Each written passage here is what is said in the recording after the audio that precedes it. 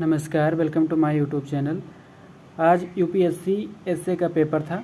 इसमें 8 क्वेश्चन दिए गए हैं। उसमें से आपको एक सेक्शन ए से एक सेक्शन बी से आपको करने हैं, जिसके वेटेज आपको 250 नंबर के मिलेंगे और 1000 से 1200 शब्दों में आपको इसमें लिखना है।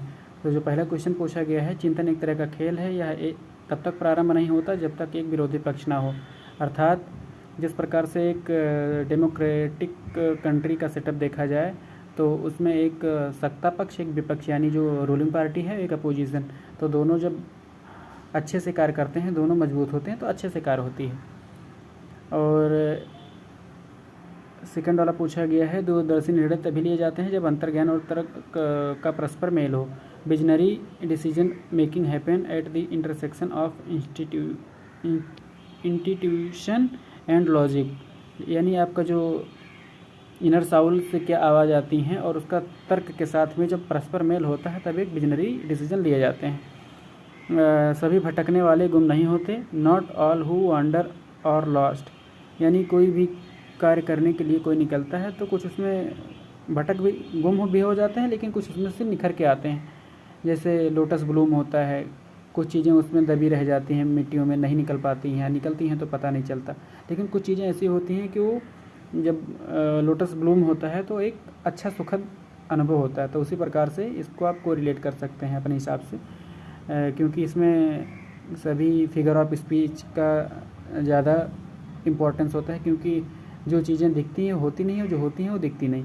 तो इसमें आपको एक मेटाफर या सिम्बली या जो अदर आपको चीज़ें जो आप कोरिलेट कर पाएँ, यानी क्या बोलते हैं उसको हिंदी में, समास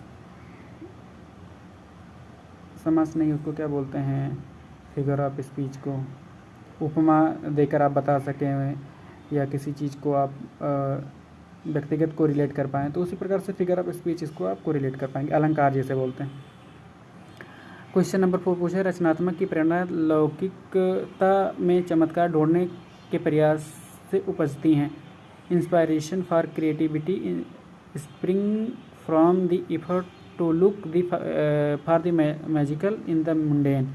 रचनात्मकता की प्रेरणा लौकिकता में चमत्कार ढूंढने का प्रयास से उपजती है, यानी क्रिएटिविटी आप किसी चीज़ में खोजते हैं तो आपका जो कुछ क्रिएटिविटी है मैजिकल के फॉर्म में उसको ढूंढने की प्रयास करती है, तभी उपजता है। जैसे कहते हैं कि क्रिएटिविटी और invention is the mother of necessity. तो जब आदमी को रिक्वायर होती है तो नए नए खोज इन्वेंशन होते रहते हैं। तो क्रिएटिविटी कोई चीज़ उपज ऐसे ही बढ़ती है।